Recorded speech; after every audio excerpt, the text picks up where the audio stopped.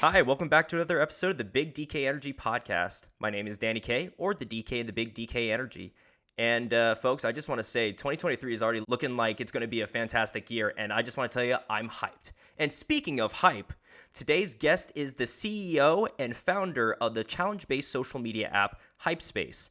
And two other accolades of this really awesome guest is he is an instructor at UCLA in business for management, and he was also the executive producer for films such as The Meg, Meg 2, The Trench, and Cowboys and Aliens. We're in for a treat, so enough of me rambling. Let's welcome today's guest, Mr. Randy Greenberg. Hey, thanks for having me, DK. I appreciate it. Of course, thanks for joining the show. It's great to be here.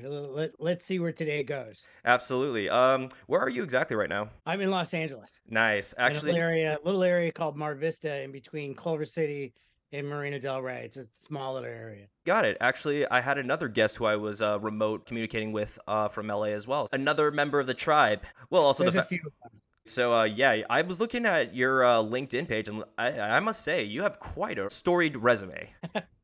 Thank you. Well, I've been on the planet for a certain number of years, so I should have at least a decent story to tell for the number of years I've been here. I've been very fortunate. I've been very fortunate. Well, I don't know about fortunate. It looks like these are some pretty big positions, and people who have the aptitude for them usually get them. So what does that say about you? Well, it says that I could get the position, but I think if you look a little deeper at the resume, it says that I also couldn't necessarily keep them. I was good at the job, so we're talking about big studio jobs.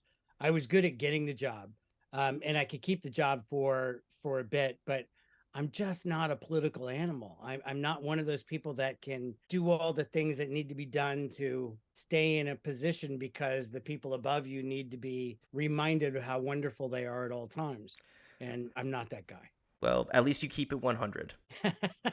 Or is that what the kids say nowadays? They keep it I 100? don't know. Is that what it talks about being authentic, right? And Yeah, exactly. Oh, and speaking of authentic and kids' lingo of keeping it 100, usually those two elements are prominent in the world of social media, which you know something about. I know a little bit about it. We started this company, Hypespace, not quite a year ago or so, and in building out this challenge app, Hypespace with two Y's, HYYPE, and all drawn out of the idea that, social media, and we were just talking about the Wild Wild West. I mean, social media is the Wild Wild West. I mean, there are no curbs, there are no way to keep the bad actors and the trolls and the nasty people that just want to say and do things that to somehow make themselves feel better, whatever it is. But in turn, they're making everybody else miserable. And there just aren't those curbs and guardrails up yet.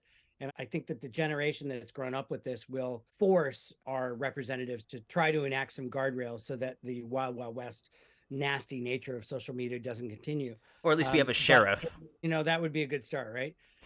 So we kind of looked around and looked at the landscape of social media and looked at there are these challenges that exist in TikTok and Instagram and such. And the only connective nature of the challenge is the hashtag, whatever the name of the challenge is, challenge, right? So it doesn't exist in one place. You have to be able to follow all the various people that are part of the hashtag who actually tag it as hashtag, whatever the challenge is. And there's no, if you participate in the challenge, like how well did you do? Did you do it right? Did you do a good job? Was it fun?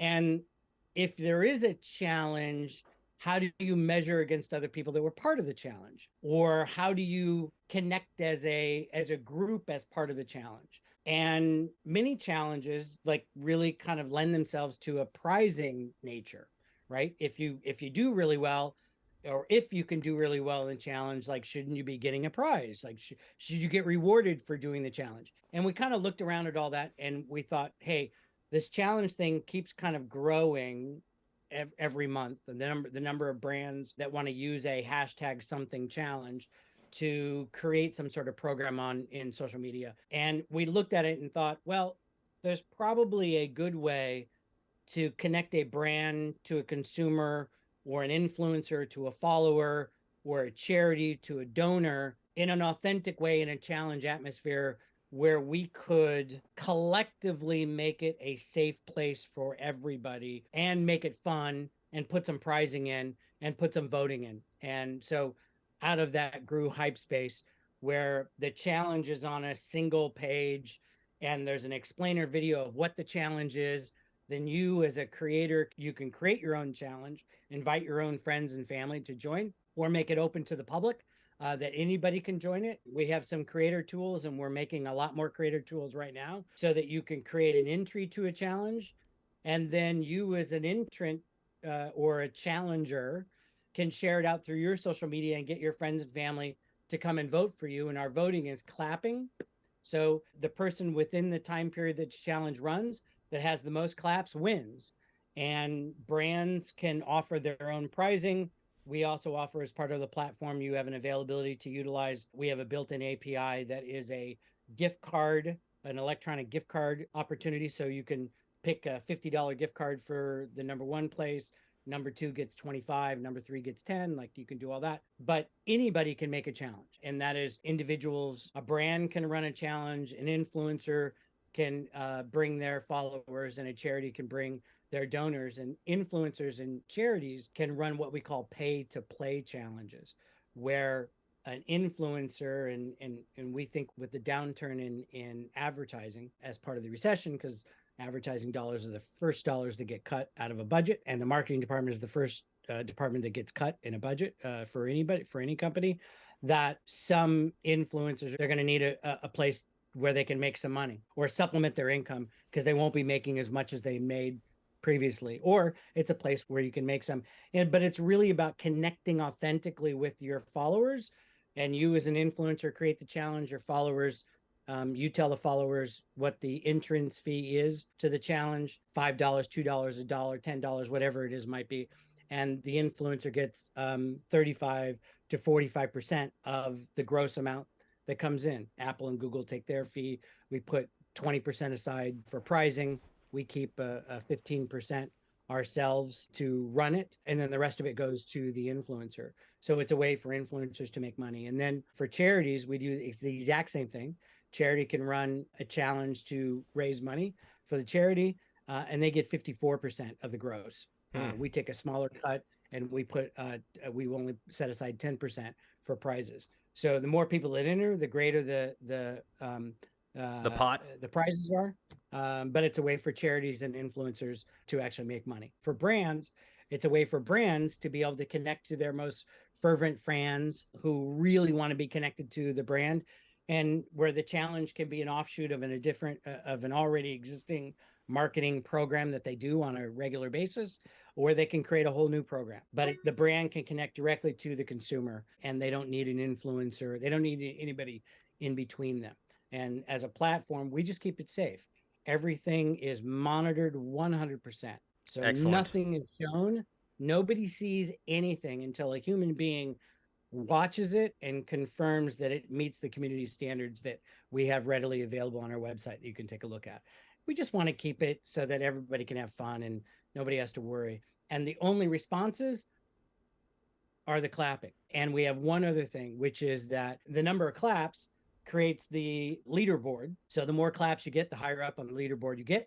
And you as a challenger can post that out to your fans and friends to get them to come back and vote. You can vote every day, or you can vote with more votes. We call them thunderous applause, which you can buy as an in-app purchase. And then lastly, we instituted something really cool in the last couple of weeks, which is that if you see an entry to a challenge that you really like, you can create a video response. If you see something in social media right now that you really like, you can't respond to it any other way than a textual, some sort of, that's really cool.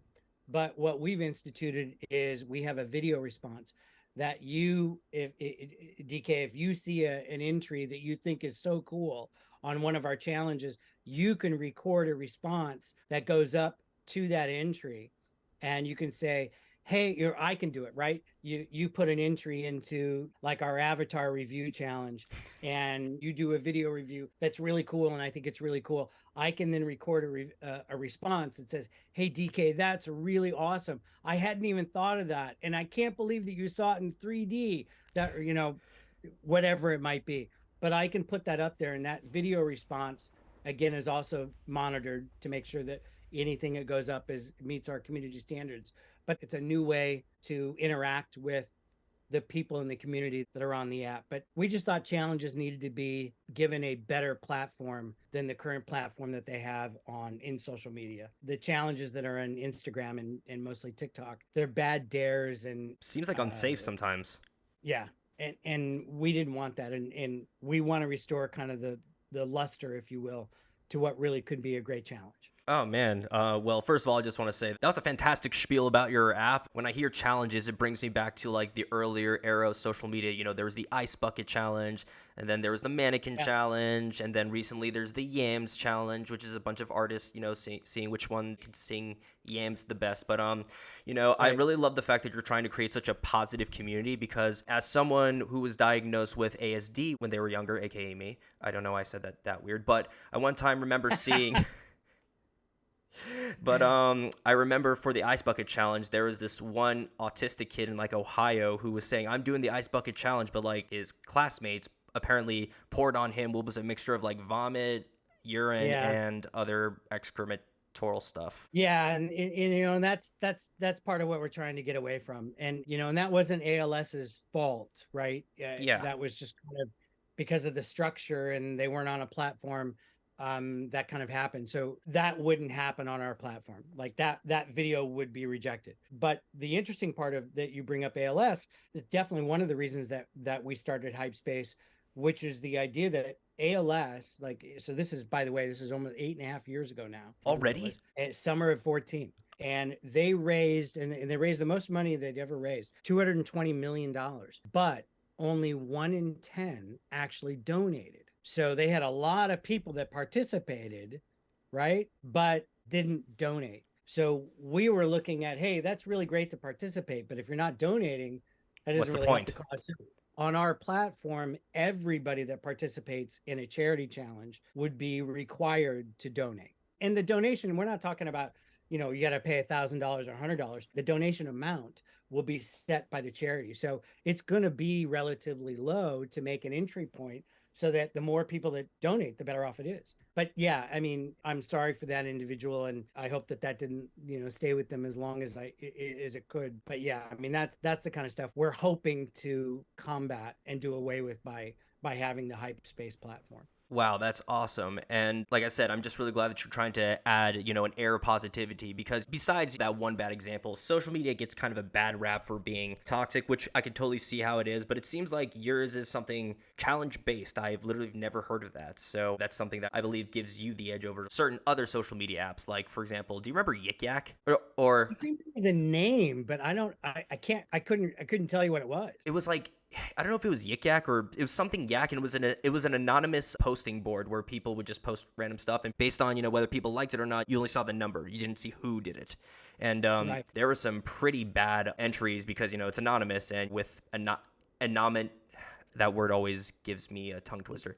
Anonymity. Anonymity. There we go. But yeah, without Yeah. having to see your name, that happens. Listen, people do strange things, right? Behind that wall of showing themselves. Just human nature can be really, really strange and odd sometimes. And I'm not opposed to stopping anybody from doing that. I just think that as an entity, if you're gonna create something and you want people to be a part of it, you need to take care of your community. And the best way I know to take care of the community that we're creating with Hypespace is to keep them safe. And I don't want to use the word safe to make it like it's bland, right? Or that it's boring, but it's just that I don't want anybody to get onto it and have to worry that there's some knucklehead and, you know, somewhere in the country that is having a bad day and decides to take it out on them. I don't want that. I don't want that for them. So I would rather create a community where there are some guardrails and there's some safety to it. But also I think that, you know, brands need to protect themselves. You know, brands spend years and years and years getting to a point where they become a brand, right? Companies spend years and years and years developing this logo and this emotional connection to the product, and then it can be done away with like that with a bad influencer or something that happens in social media, and every single brand rides that rail, if you will, every day on TikTok or Instagram. Like every day something could happen where they can be derailed at any moment, and thankfully it doesn't happen every day, but it happens. And all these brands are wind up doing damage control, and they want to, you know, and then they pull back and they stop doing it for a while, and then they figure that they can't live without it, so they have to go back. That I just think I'm trying to do my part in creating a space that would be better for my kids, should I be fortunate enough to have grandkids, my grandkids, and do something that would be fun. Hopefully this kind of hits with, enough people to make it a, viable, growing business. I hope so as well. But you already kind of got me on. Well, one, I downloaded the app a couple of days ago, but I two, appreciate that. Thank you. of course, I gotta support my guests. But then besides that, one of the things that I noticed on the app, or when I was doing research for the app, is the fact that a character from one of my favorite TV shows is one of your influencers. Who's that? And that is Michaela Murphy. Michaela Jill Murphy. That's right. Yeah. I was a huge, or technically I still am, a huge Avatar: Last Airbender fan. And so when I saw Toph Beifong on your platform, I'm thinking, oh man, I really want to see what this is about. She is so cool, and we are so thrilled to have her. And the fact that she's vocal about being on the platform is really cool. She's probably run 3 or 4 challenges with us, and her audience, her followers seem to be very happy to be part of the platform. But she's awesome, and she's got a very vocal, very active fan base, and they've come onto our platform and made it a lot of fun, and we're thrilled to have her. I wish we had 1,000 of Michaelas, and we will. Exactly. It's just in the future. But right. instead of looking to the future, let me ask you about your past. Well, let me just say this. How did you Sure. first get into social media? How did I first get into that? That's an interesting question. I mean, obviously, I've got a smartphone like everybody else. I was one of the first 200,000 people that actually had a BlackBerry way back when. Oh my God. And one of the first people that had the BlackBerry with a phone connected to it rather than 2 different devices. I've always been a kind of a techie. I like tech. I had a car phone very early on. I had one of the first international phones. I was in the first .com bubble way back when in the late 90s. I worked at a video platform in San Francisco. That was an entertainment video platform. Well, like when Wi-Fi was just starting. I mean, back when literally when Verizon and the Forerunners were installing Wi-Fi wiring. Was right, this back when AT&T was singular? I don't know if AT&T, I don't know. They weren't singular then at the time. They weren't AT&T. They were already split apart because that was the 80s. But I've kind of always been at the cutting edge of some tech of some sort, whether using it on a personal basis or within business. We started using PDF when PDF first started in the entertainment business, where we would send emails with PDFs, which was almost unheard of at the time. Now it's old school. So I've kind of always been like that. And I've had my, I started on Facebook in 2005 when it first started. I started on LinkedIn, I think within 6 months that they were there. So I've always been kind of in that. So when I was presented with this opportunity from an old fraternity brother friend of mine who connected me with an investor, I kind of thought it'd be really cool. And I've been in entertainment for 3+ decades, and I've done a lot. I've seen a lot. I know the business side of it. And when hashing out this kind of business, it just sounded like it would be a lot of fun and something new. And I'd never built an app before. I didn't even know how they were built. But when I started delving into it, it's very similar to animation and how animation is made. It's very similar. Okay. I've always found animation to be quite fascinating. It's kind of interesting how you make that comparison. I'll make it. Here it Go is. ahead.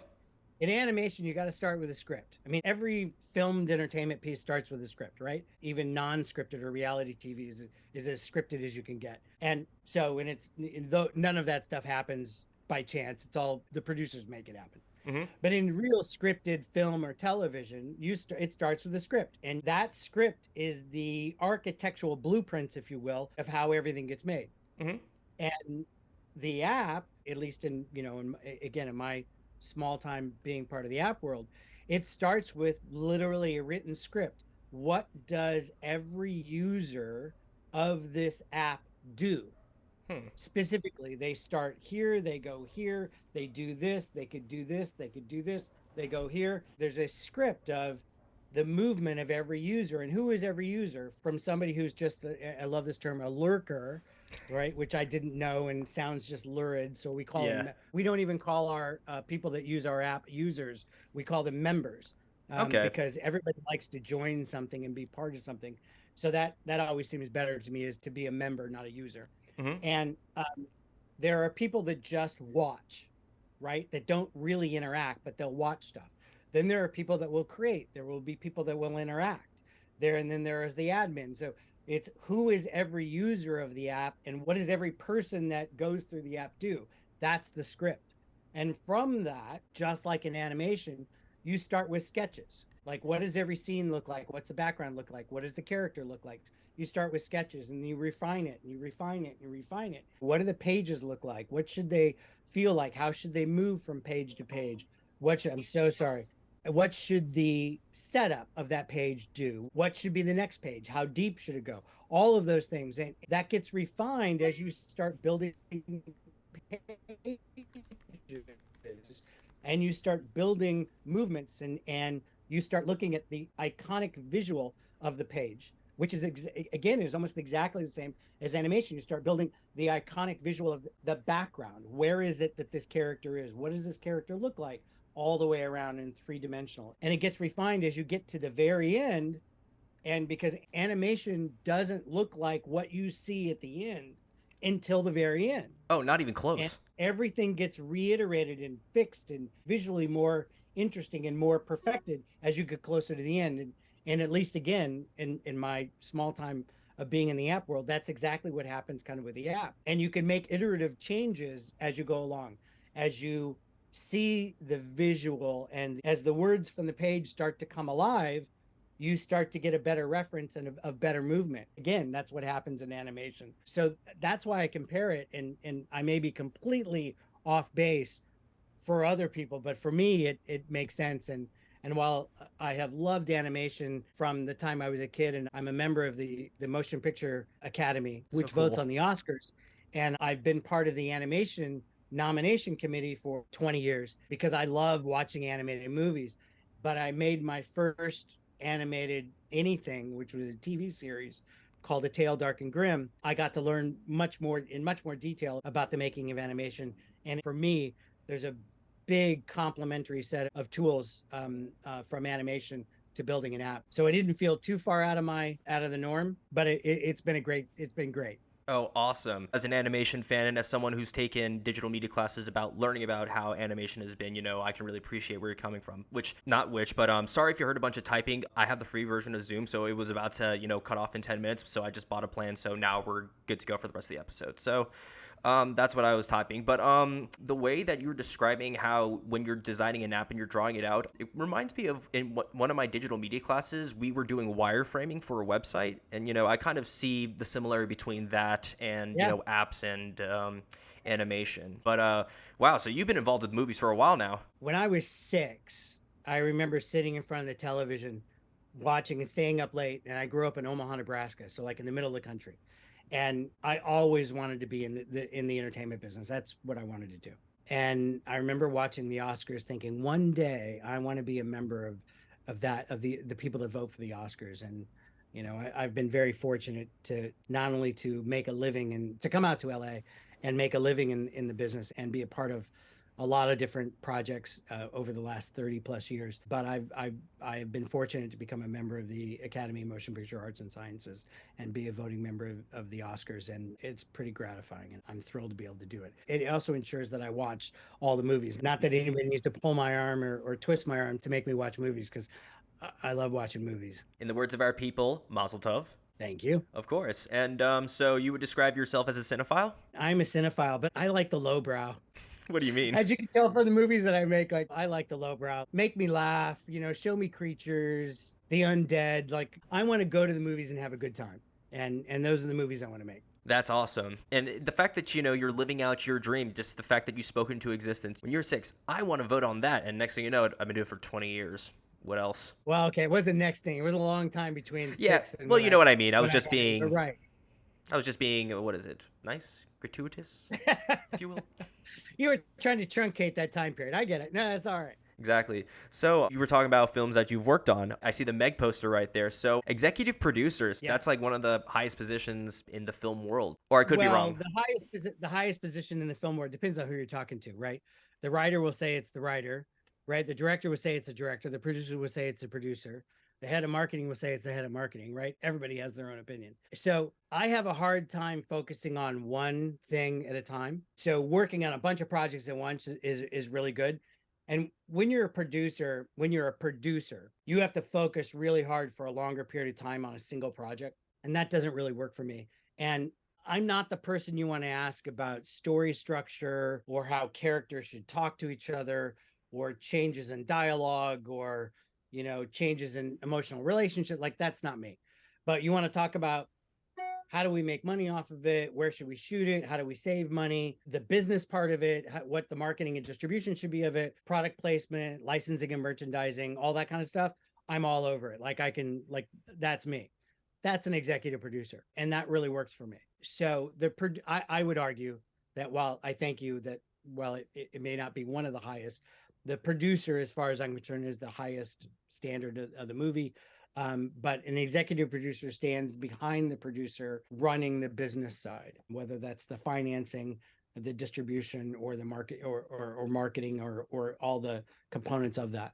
And I really like that. And that's really where I come from. While I started in accounting at Warner Brothers as an intern, I became a publicist and then a marketer and then a distributor in acquisitions, head of marketing and distribution, head of international. I ran a talent agency and I do business affairs. So I've done a lot of things.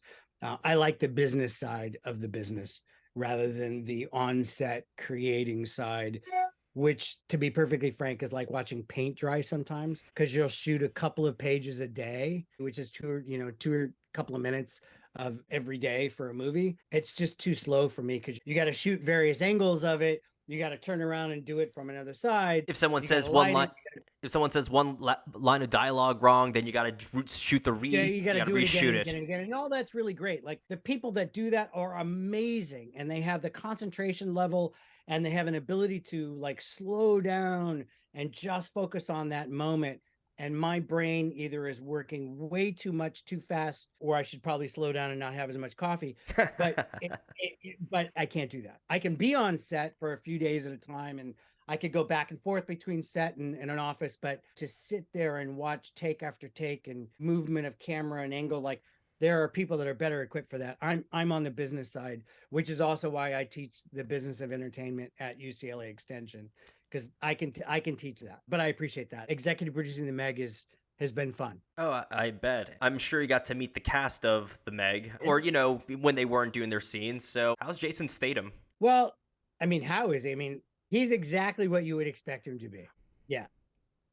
So he's really Yeah. gruff and rough around the edges. Gruff, he can be funny, he can be lovely, he can be snarky. He's exactly what you expect him to be. And he's exactly that Jonas Taylor we needed. He can be really fun to hang out with. Like, does he do any cool bar tricks or something like that? He's very funny.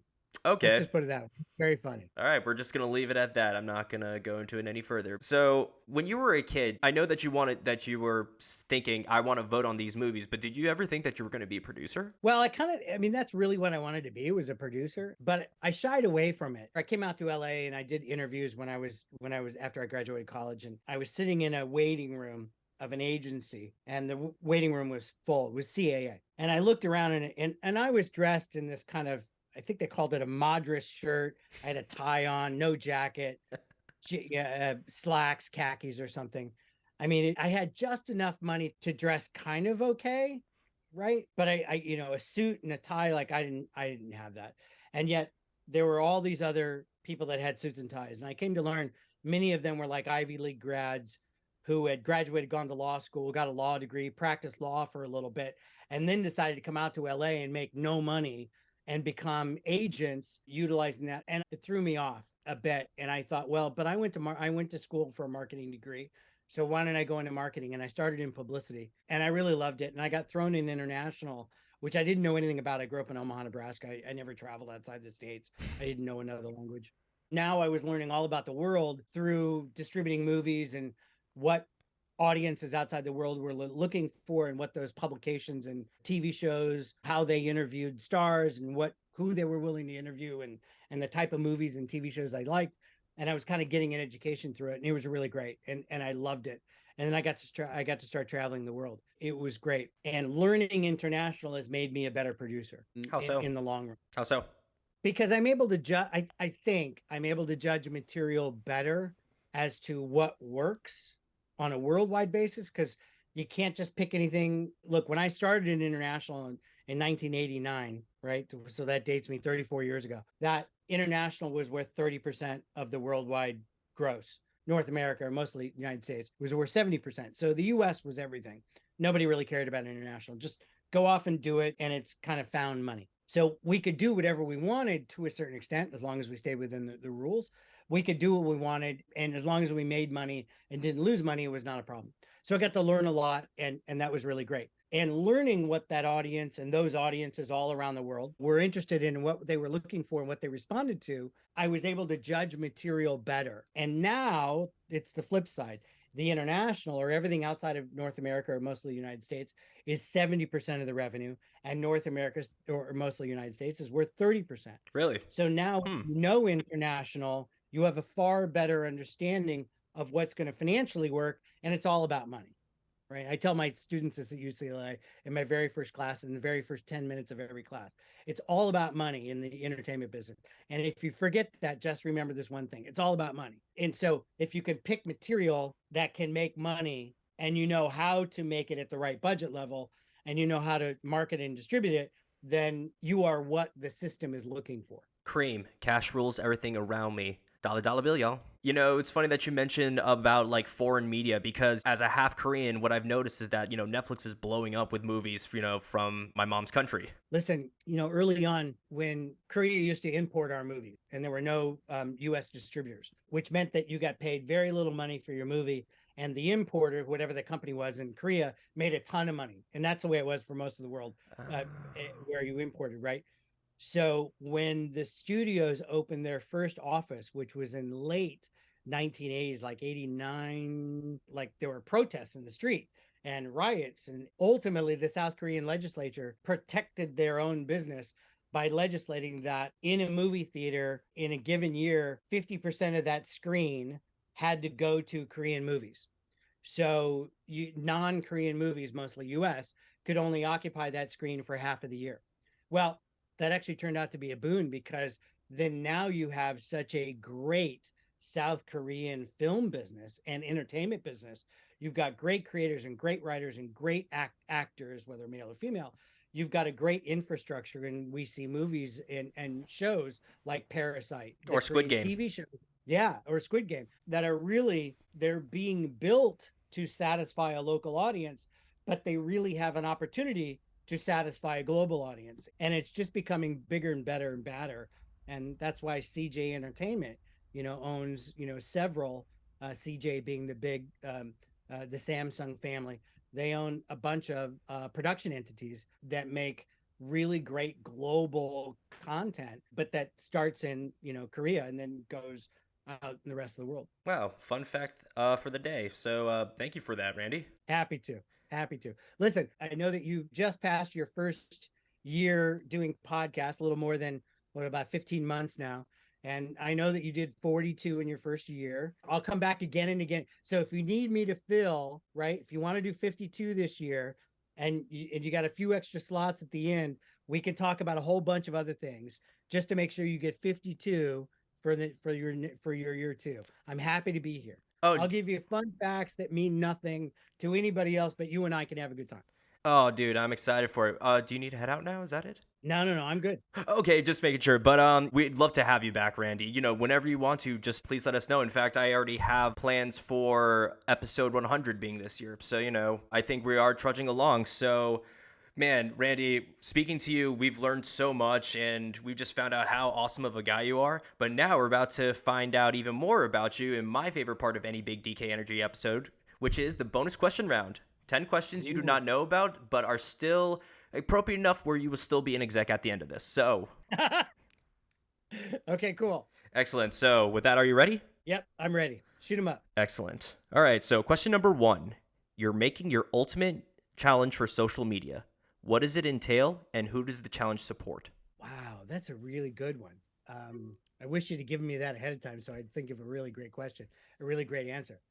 I think the challenge would be take a picture of or take a video of the socks you're wearing right now today and tell us why you picked those socks. And the challenge would be who's got the best story about why those socks are on your feet. Because the story could be, well, they're the only thing I found, they're the only thing that's clean, or it could be it matched my shirt, right? Or it represents how I feel today, right? Or I wanted to stick out. I got a meeting later. Like there'll be a great story there, and that it would all in the end favor children's pediatrics, like cancer, like a children's pediatric cancer charity that we raise money and hopefully help kids that have cancer. That's a beautiful sentiment. That's your own version of Tikkun Olam. And actually, it's funny that you mentioned that because I'm a huge fan of stance and I actually have an answer for that challenge right now. Would you like to hear it? Awesome. Yeah. I have a pair of Michael Jackson Thriller socks. So one of them is Michael Jackson. Do you have them he on turns now? into. Show them to me. I don't have them on now, unfortunately. But let's see yours. Okay, so I've got kind of blue. There we go, right? Yeah. And I did that because what I really want is this is the shirt I'm wearing. Mm-hmm. What I really want, I want socks. Why don't designers for men shirts? Socks are the only thing we have that we can accessorize with. Why don't they make socks that match your shirt? That'd be an interesting combo. So it's as close as I could get to my shirt today. But that's what I really want. I want socks that look like my shirt, because then the ensemble would be complete. I think you're onto something there. Now I want to see your Michael Jackson socks. All right. Socks are one of my favorite things on the planet. They show my personality. So here they are. Oh man, those are Thriller socks. Nice. Oh yeah. That is awesome. When I showed these to my coworkers when I got them, they were both like, "You deserve a handshake." My son would love those. My son, that is my son's favorite, is the socks that have something on them. And he's probably got 200 pairs of socks because it's the only thing he really ever wants. Nothing else. I have a 16-year-old, so that's what he wants. He would love those socks. That's awesome. Oh yeah, and it's like, oh, I got socks for Christmas. Your son, I got socks for Hanukkah. Totally. That's exactly right. He's so stoked. Oh man, and it's funny too because I actually got my dad to join the sock fad a little bit, and I had to stop because eventually I didn't have enough money for the subscription. But it's okay because I got these babies. So nice. All right, that was question 1. Correct. What's question 2? Question number 2 is, if you could live in a universe based on your favorite film or show, what would it be and what's your role? Star Wars, hands down.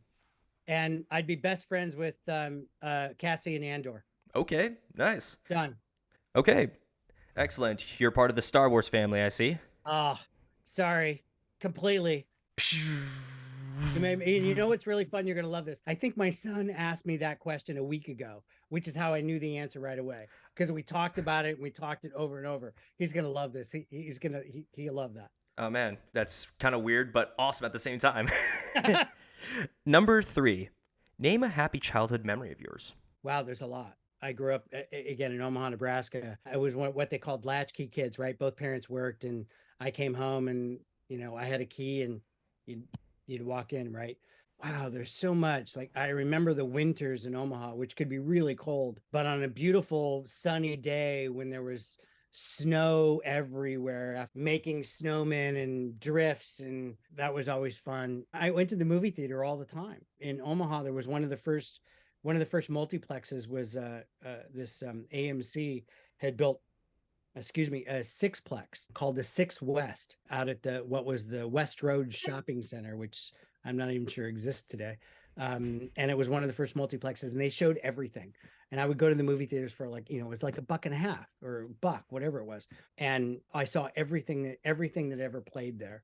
I loved going to the movie theaters. That was always my fun time. And now you're working in the industry. Look at that. And now I'm working in the industry. Question number. I'm much more I'm in the app world really now, but I still, Meg 2 is coming out in August 4th of this year. Meg 2 comes out. So I am still in the entertainment business, but I spend almost all of my time working on Hypespace now and making a go at the challenge app. Okay, but you're still in entertainment, so I'm still entertaining people. That's right. Exactly. You're entertaining all of us. Question number 4. Dream vacation and itinerary. Oh, this is easy. And I did this once.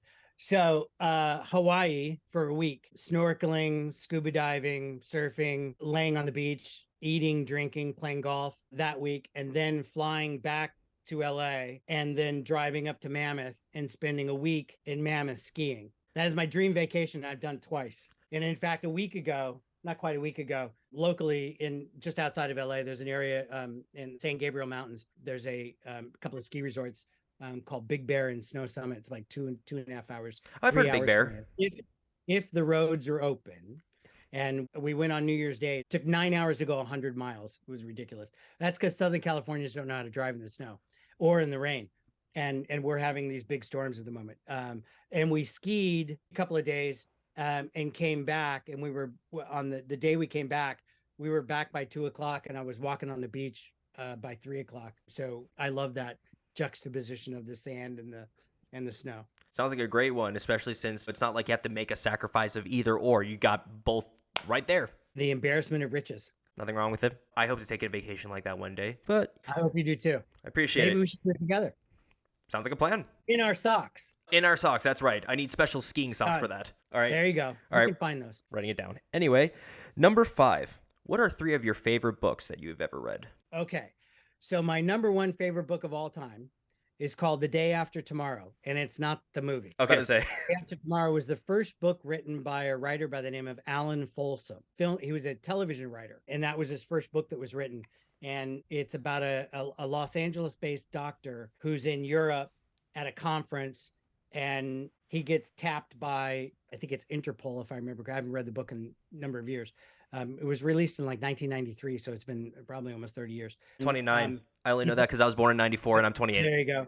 And he's in Europe at this conference, and these dead bodies start turning up without heads, and heads start turning up without dead bodies. And Interpol or some organization like that, there's something that he knows that he's like an expert in, and so they tap him to help out. And the book is a page turner from the very first page to the very end, and you have no idea what's going on until the very last line of the book, which means don't go to the last line of the book to read the book first. And it's really great. And he was a great writer. He passed away several years ago. I think he wrote 5 books. I've read all of them. That was really great. So that's number 1. Number 2, John Grissom's second book, The Firm. I think that was his second book. And it was a page turner from beginning to end. And I have all of his books are all lined up. And that was it. And then the third book, that's a good one. I don't know what the third book is. That's a good question. Those are my 2 favorites. There's a bunch more books I really like. Oh, I really like, it was Jimmy Buffett's, God, what is the name of it? It's the one, it's the fiction book he wrote. I never knew he wrote a book. Wow. He's written several, like A Pirate Looks at 40, A Pirate Looks at 50, but he wrote a fiction book and got it over there, and I can't think of the name of it. It'll come to me in a minute. That was really great, and I've always really loved that book too. It's a fun journey around the Caribbean, and Where is Joe Merchant? That's it, which I thought was a lot of fun. So those are my 3. Okay, I never knew Jimmy Buffett wrote books, so now I'm gonna have to check that out while eating a cheeseburger in paradise. There you go. Sounds like a plan for the sand part of that vacation. So, Right. number 6, you're getting dinner with 3 figures who have influenced you in your life that are not friends or family. Who are they, and what do you learn from each of them? That's a really good question. Thank you. Okay, so I would love to have dinner with Lou Wasserman, who was the chairman, founder of MCA, which became Universal Pictures. His plethora of knowledge of the entertainment business, how to deal with people, and project management, I think is extraordinary. I think that would be one. I would love to sit down with Steven Spielberg. I worked with him a couple of times, but I never had an opportunity to sit down with him for an extended period of time to really kind of pick his brain about how in the early days of his career, he was really able to tap into that world within ourselves that we were all looking for, that wonderment of space, or that internal idea of who are we. And like, I still to this day can't figure out how he really did that, and did it in a way that was entertaining and commercial. And I've never worked with George Lucas, but I would love to sit down with George Lucas and talk to George Lucas about really what was it like in those moments where he gave up part of his directing fee in order to get Star Wars made and got those rights of licensing and merchandising, and how he really understood at that moment in time. And I've read various books and pieces on it, but it never really talks about kind of there was a nail biter. There was a moment where all of his money was pledged and everything was pledged towards either it was going to make it big or he was going to be penniless. And it's not like it was one day he was penniless and the next day he had money. Like it was more like it dragged out for a while. And as an entrepreneur, plus a creator and a director and somebody who was running a business and it was a startup and there was no money, and like, how did he handle that and deal with all of the pressures for dealing with all the employees as well as ensuring that the creative stayed on track? Like, again, there's all sorts of stuff out there, but I don't think anybody's really ever asked him as a business person, like, how did you go home every night and deal with that on a personal level, knowing that at any moment something could go catastrophically wrong and you could be done? And of course, the answer is it didn't happen that way. But as a business person, I find those moments of extraordinary tenacity to be really interesting. And I've always thought, like, asking it, like, what were you thinking at those moments? Because those are the moments that change someone from being unknown to being known. And there's something in there that all of us can learn from in order to stay the course, even in the moments of immense Hardship. Thank you. Or obstacles. Yeah. Wow, I actually never knew that about the Star Wars films. Just think about it. If George Lucas didn't pull through, you would have given me a different answer before. I think about this a lot. There are those moments in time. I think about right now, like there was a moment in time 100 years ago, a little more than 100 years ago, where several old white men got together and decided oil and cars and rubber was it. And the rest of us on the planet had no choice but to accept that this is old. But we had electric cars. There were electric cars before there were gas cars. They didn't go very far, right? But can you imagine if we had not decided that the internal combustion engine was the way to go, but we decided to stick with electricity and batteries? Can you imagine where we'd be today? Can you imagine how our climate would be so totally different today?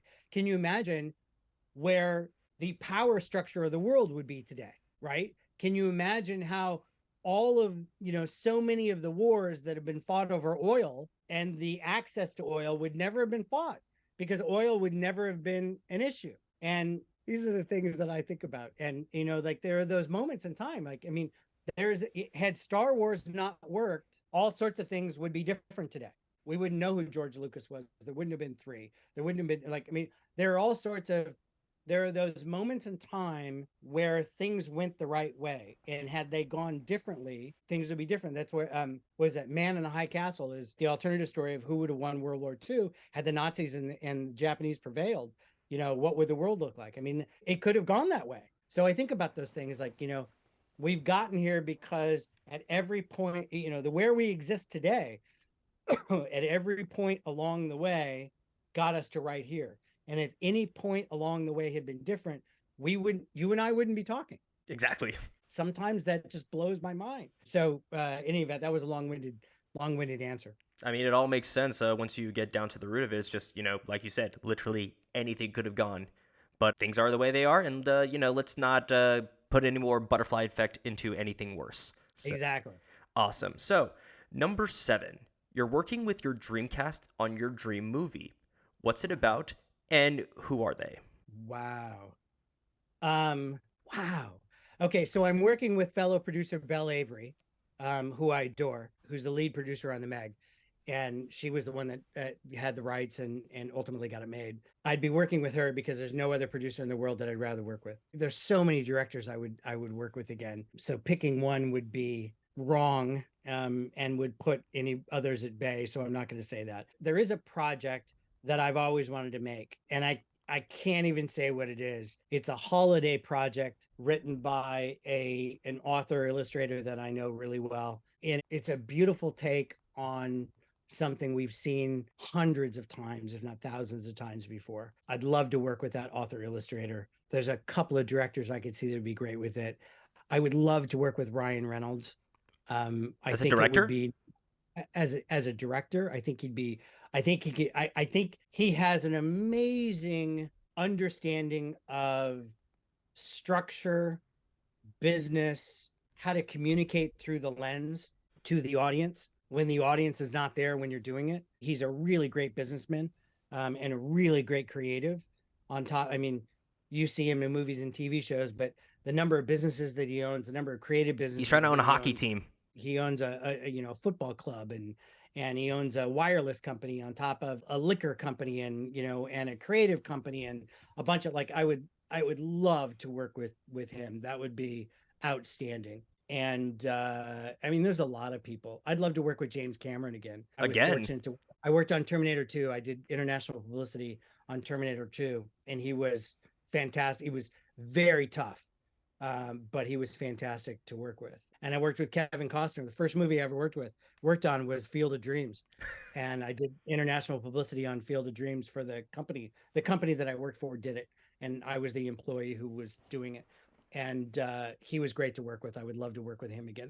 There's a lot of people. I worked on 3 James Bond movies with Pierce Brosnan, and I worked on the Thomas Crown Affair, which was a labor of love, and with Rene Russo. And I worked with a lot of people that I really enjoyed working with that I would love to work with again.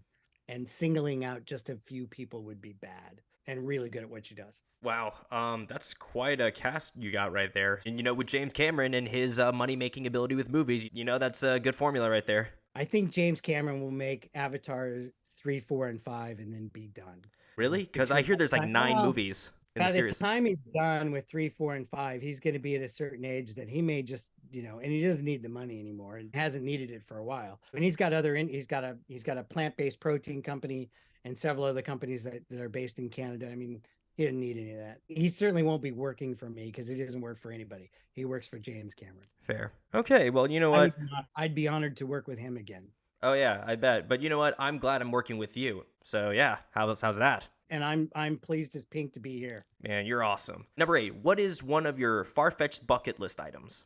I want to ski every continent in the world. Antarctica too? That one's probably going to be the hardest one, which also means it's probably not going to happen. But yes, it would be great. I think you could make it happen. You just got to talk to a certain number of penguins. I have to talk to a certain number of people who can make that happen. That's right. But yeah, that's what I would love to do. Dang. Well, I hope that happens for you. Here's today's challenge. Ski in Antarctica. Wait, what? All right, fine. Exactly. All right, exactly. He benefit the penguins of the world. That's right. I think SeaWorld will be about that. So yeah, let's make it happen. Number 9. What's your ultimate vision for hype space? Wow, that's a really that's a great question, and I've been thinking about that a lot lately. Listen, what I really want, I want a place where people that come there can have fun, be themselves, show what they can do, enter the challenges they want to enter, and be free of all the other crap that comes with social media. I want them to win prizes. I want them to have a good time. I want the sponsors of those prizes, whether that's brands, influencers, or charities, or government organizations, or parent-teacher, or whatever it is. I want them to interact authentically with the people that are following them, donating to them, consumers of their stuff. I want them to have a good time, and I want them to want to come back. And I believe that we've built a platform that allows for that. Now it's just really getting enough people to utilize the platform to make it feel like there's a big party going on. And I think we'll get there. Well, since I have the app downloaded now, hopefully I can help out in some way. I'm actually going to put the link to download the app in the description box below. Thank you very much. That's very cool. What I'm hoping for by, that we have hundreds of challenges and not thousands of challenges going on at any given time, that there's a plethora of types of challenges for everybody. There's something for everybody. And that there's, tens, if not hundreds of people, if not thousands of people entering all the various challenges, and that it really is fun and that people like it and have a good time. Well, I'm all here for it. And speaking of people having a good time, we're having such a great time. We're actually already at the last question. And it's a question that I ask everybody, but the answers always vary. And that is, what is your best, most recent accomplishment? Well, there's personal and professional. You can say both. And so on a personal level, this is coupled. I dated and found my wife, who I proposed to, and she said yes, thankfully. Mazel tov. Thank you. And we've been together for what will now be almost 27 years. Wow. I think having a 27-year plus, we've been together for almost 29 years. I think that in the world that we live in today, I think that that's quite an accomplishment, because most of the people I know, I mean, there are definitely people around me that have had relationships or have been married for that long, if not longer, but the majority of people haven't. So working at a marriage and making it work, I think is quite an accomplishment. And our children that have blessed us are pretty extraordinary individuals. So I'm very pleased. I'm very blessed by that on a personal level. And that's meant a lot to me, because my background My parents are married for longer than that, but not happily. And I wanted to have a happy marriage, and I have a happy marriage. I suppose you'd have to ask my wife if she's happy, but I think she is. She's still here, for God's sake, and she seems to like it. So that's good. And on a professional level, I've had a lot of really great, but in terms of recent, and I know this sounds self-serving because it's kind of why we're here, but the version of the app that you have downloaded, the version of Hypespace that you have downloaded, is really the version of the app that I wanted from the moment I thought about it. And we have there's some upgrades that we're doing right now, like the video upgrade, the video response that's on the app right now. I didn't think of that. One of my team did. Somebody on my team did. It's amazing. And I'm really, really thrilled with the app that we have. And I'm really hopeful that brands and influencers and charities and government organizations and parents and teachers and parent organizations all can see the value of being able to connect with their followers, audience, consumers, donors, family, what have you. And that certainly brands, or certainly that charities and influencers can see the value of using it as a different way to raise money or make money, because I think it's a real opportunity out there, and all of it done in a way that nobody needs to be embarrassed or worried or concerned. And I'm really happy with that. So I know that it sounds kind of self-serving, but I'm really pleased about that. Well, it is your answer to give, so it doesn't matter what the answer is because it's yours to give. You are right. I appreciate that. Thank you for reminding me. Always. I appreciate that. Of course. And Randy, like I said, you're a fantastic guy to speak to, but unfortunately we are at the end of the show. I just want to say, I know you're a very busy man, but I just want to say thank you so much for taking some of your time today to join the show. You are way too kind. I thank you for your time and for that 10 questions. I actually really wish I would have had them, because I probably would have better answers, but hopefully I did you justice, and I'm appreciative of the thought and the ideas that went into this. And I enjoyed it, and I thank you very much. We should do it again. Of course. Maybe I should interview you next time and give you 10 questions. Listen, we can totally make that happen. Just let me know. I'll have you on LinkedIn. But Randy, for coming on to the show today to talk about your history, your experience in the movie theater, your experience growing up and how it influenced to where you are today, and for creating a social media app that's supposed to bring positivity into the world rather than try to knock everyone down like some apps do unintentionally, of course. Those are all the reasons why I think you, Randy Greenberg, have big DK energy. Oh man, thank you. That's the whole reason to be on here, is to get that. So I'm appreciative you think that. I take that as a badge of honor. Well, I'm glad, because you've totally earned it. So with that all being said and done, we're going to put all of Randy's social media links in the description box below, including one to download the app Hypespace. And Randy, before we head out, is there anything you want to say or promote? I think I've done a pretty good job so far, don't you think? Oh, yeah, absolutely. But I will leave it. So I kind of dropped it in really. Meg 2, The Trench, comes out August 4th worldwide. So look for that. But Hypespace in the App Store now. HYYPE. It's free to download. All right. Thanks again. I really appreciate it. Of course, Randy. Well, with that all being said and done, I'm Danny K of the Big DK Energy Podcast, and we are signing off.